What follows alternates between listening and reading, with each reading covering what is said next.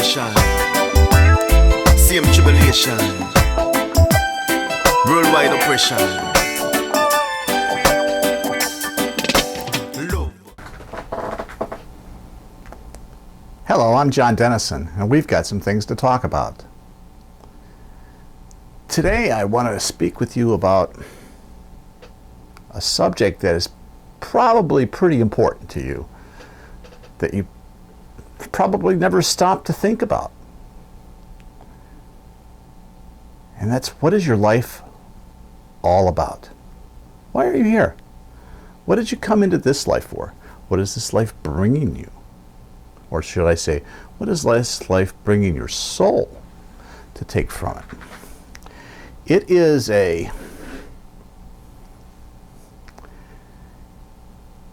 a difficult process at first to begin to consider what your life is about, because we're not given any training on how to see ourselves in perspective. We see our lives based upon what we think we're doing, what we think we're about in this particular moment, but really we never stop to put together all the pieces and say, okay, well, what is this puzzle showing when I look at my life, the collection of experiences that you've had? If you want to know what your life is about, I suggest you stop to look at that puzzle and try to assemble it for yourself. The pieces of this puzzle are the different experiences of your life. Now, you have had thousands upon thousands upon thousands of different experiences, and these experiences generally are of the less significant variety for the most part. And for the most part, I mean for the majority of the experiences of your life. But there are certain experiences that you've had that are, how would you say, watershed events. Events that allow you to look at them and understand something more about yourself, about your life, about how your life has taken place, and the different events that are occurring within it. And when you begin to see the course of these different watershed events in your life, and you put that puzzle together and then fill in around it with all the little pieces of the different experiences that support each one or that have come about since then, you'll discover that there is a pattern. And it's this pattern that we're looking for, this pattern that is going to help you understand a little bit more about what your life is about. I'll give you an example. Back when I was in junior high school, they don't even call it junior high anymore, most places I've been to these days. But I'm dating myself, as you can tell. But back when I was in junior high school, I was very active in terms of helping out around the school, doing things for different teachers, being involved in different projects. I was in the band, I was playing sports, I did all kinds of stuff. And as it turned out, at the end of that, I think that was my 8th grade year, my second year in junior high, they decided they were going to give out a service award. And for the service award, they were giving out points, or we had to go around to each of our different teachers that were the sponsors or heads of those different events. And we went to them and we essentially had to ask them if they would give us service points for the things that we did. Apparently I was involved in so many things and they gave me so many service points that when the dust settled, I'd won. Now, we didn't have a large school. We were probably maybe 300 kids in my grade, maybe a little bit less, probably even a little bit less than that. But out of the school of maybe 700 or 800 kids, I somehow came in first in the service award. Now, I don't understand how that worked, because I didn't see myself as being any great person involved in the trying to help out at that stage, at that point in my life. But it felt good. It felt good to know that I was being recognized for all the hard work that I was doing. Not that I was doing it for the recognition. I was doing it because I enjoyed it and because I really wanted to help in the things that I did help with. But what's happened was in the And the scope of things,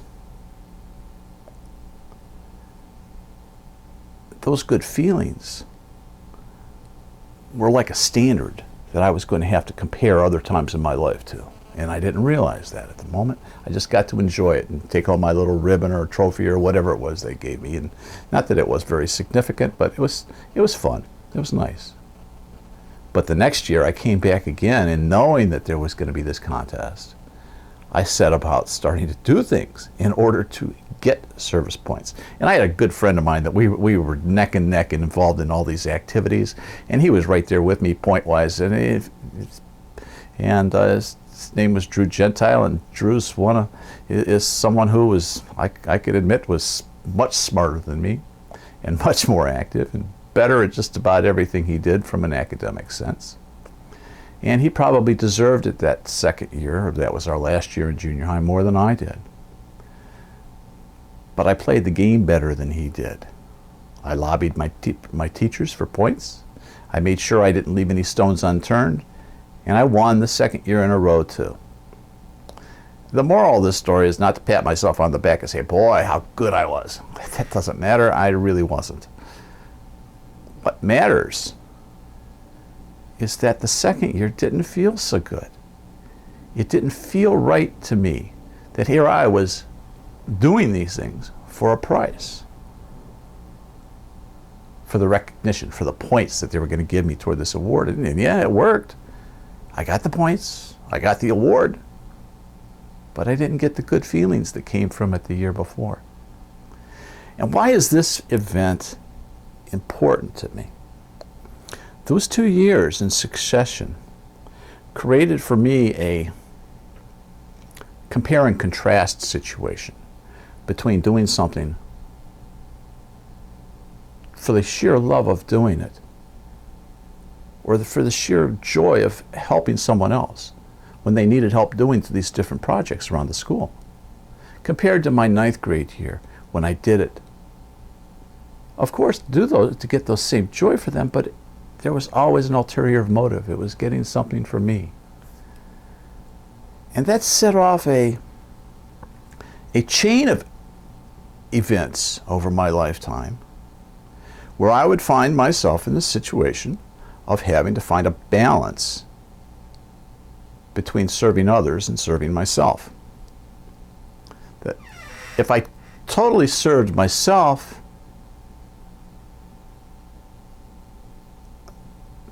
while serving others, it didn't feel right to me. And while it felt wonderful to do things for others without getting anything in return, it didn't provide much in terms of a lifestyle for me when I would go to that extreme. And so much of my life has been finding a balance. That balance was extremely hard for me to find in the years leading up to my hospitalization. It was very difficult for me because I'm a very type A type personality, very heavily focused in whatever the area is of my calling at the moment. And I tend to get so caught up in where I am that it's very hard for me to switch gears. I'm not a multitasking person. I can shift back and forth to various tasks, but I don't do them by multitasking, jump, jump, jump, jump, jump.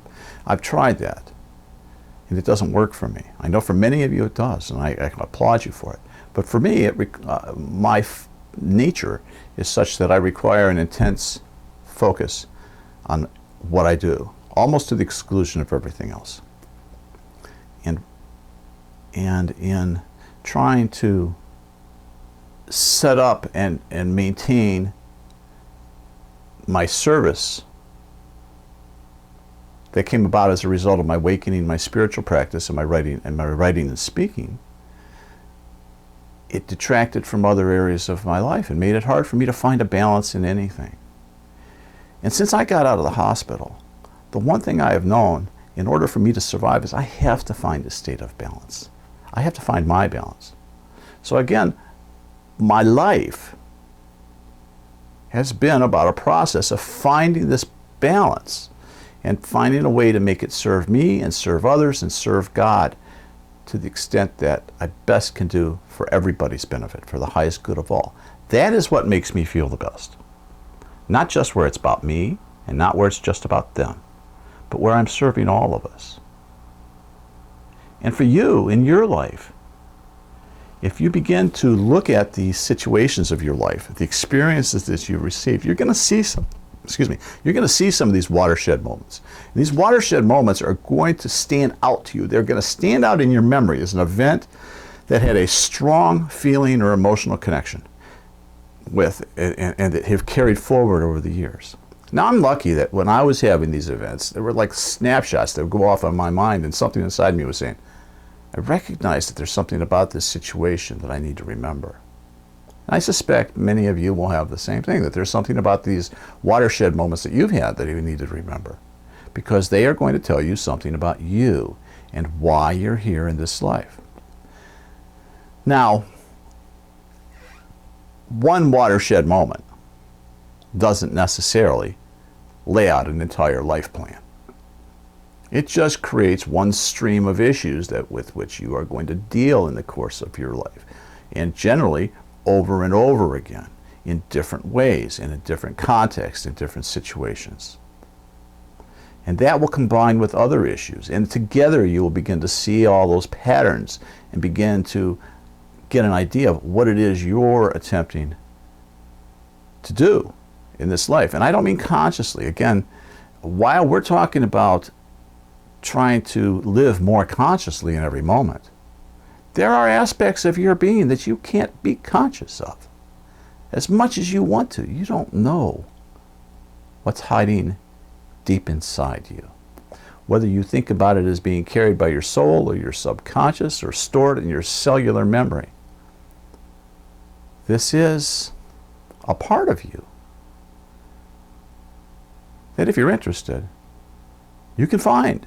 You can begin to understand why and what your life is about and why you're here and the nature of the experiences.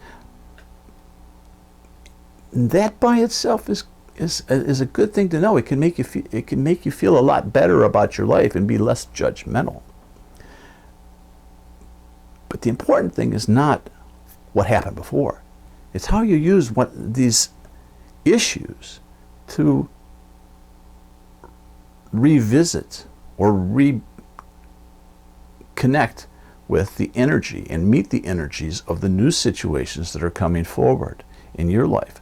When you meet those and see those energies again, you'll say, oh, this is a pattern that I've been playing out in my life. How have I responded to it in the past? What other ways are available to me? And maybe, just maybe, if I have the presence of mind, I can select one of them and try it out. I won't promise you that you're going to one day be able to make that turn that magic switch and all of a sudden not have to deal with these problems anymore, these issues, that they're not going to keep cropping up in your life.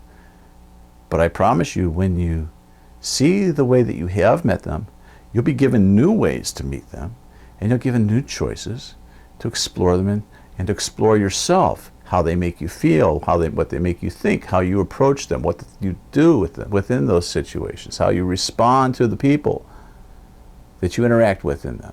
There are so many aspects of your life that can be influenced by just having a little inkling of what your life is about. When you do know what your life is about, you can rest a little easier during those times when it doesn't go that way. When it goes, when you don't have to try so hard to push it somewhere else. As an old friend once said, don't try to push the river. Your life is flowing like a river, and you're in the middle of it. And the experiences you have now are not the experiences you're going to get a little bit farther down the river. And sometimes you will stop to take an excursion off in another direction, and you'll go down there, and you might be out in that area exploring for a long time. Then you come back to your raft, you get back on, and you start floating down the river again. And where that river takes you is where you're going to go. But armed with the knowledge of what you have picked up at each of your spots, then you can grow a little bit more in how well you deal with the situations of your life that come up. This is the test of an awakening being, is to grow based upon experience, and not just your experience. We have the ability to learn from others. The more you can learn from them, the less mistakes you have to make of your own. And the more you can learn from them, the more you'll be able to go off and explore in new areas, because there's no reason to go reinvent the wheel. Maybe you've already been there and done that, or maybe you decide that that's not where you want to go, and that's okay, because you do have a choice in the moment to decide where you're going to steer your ship in this moment. Maybe your soul or that inner self, of whatever that is it's inside of you, is going to steer it in another direction, but you're very quickly going to know that, because you're going to feel like you turn that boat around and you're trying to go upstream. But when you tune into the energies of your life and where they're flowing, and you begin to understand the river of experiences that makes up your life, you begin to get a picture of who you are and why you're here, and the areas that you can work on to do better, and the areas you can say, hey, look, I did pretty good there. Maybe I could even do even better here. What would happen if I tried this? Or what would happen if I tried that? This is about being the best version of you that you choose to be. But at the key of knowing about your life, and the key of building a better tomorrow, is bringing yourself more possibilities so that you have more choices.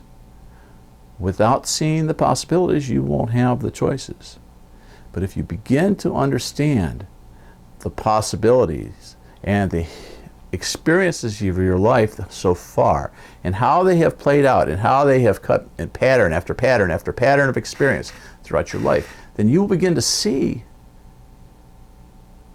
that there's something about those kind of experiences that you're here to get. Now, what is it that you're doing? Are you doing them all the same way and the same thing at the same time, over and over again?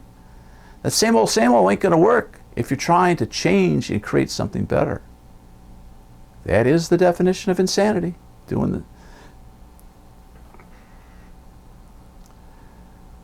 You have the ability to use your life not only to expand how you live it and how much of these inner attributes you bring out into it, but also how you go about trying to create your own experiences and receive the ones that come to you without your effort. Life can sometimes be thrust upon you. Sometimes it's the life you go after and chase. Either way, it brings experience. That experience happens inside of you. It is processed inside of you. And depending upon how you deal with it, and how you experience it, and how you process it, it just might come around again. So think about what you did and how you did it, and if that was the best that you could do in that moment, so that maybe if it comes up the next time, you'll have a little more presence of mind, that you can meet it a little bit better the next time. But again, back to the story of your life. You are writing a story about you. You are writing a story of experience that comes about not by the nature of the things that you did or got when you were alive, but the nature of the experiences that you gathered while you were here. Those experiences are what make you wealthy. This is the currency of the soul, of experience. Use your experience of your past to create better experiences of your future. He who fails to learn from his past is lost.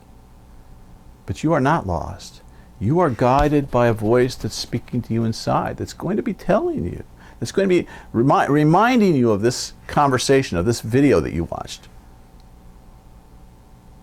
when you have another one of those watershed moments. I think you can have a little better time with it this time. You're going to have more choice. You're going to know those energies. You're going to see them, and you're going to decide for yourself how you will engage them this time. And that will make all the difference in the world when you're done. God bless you indeed, my friends. I am John, and go with love. Oh yeah, I forgot to tell you. Please stop by Peace Options and check us out. We're in the process of putting up a new website, and it should be up here very shortly if it's not already. And we think you're going to like it. It has really been a project brought about by Spirit, and they have been guiding us every step of the way to try to bring you more of what you need to make your journey a little better. Please like and share this video with your friends, and subscribe so you'll receive notice of future posts that we have. Thank you again. God bless you indeed. At the same situation, same tribulation, worldwide oppression. Love plus justice equals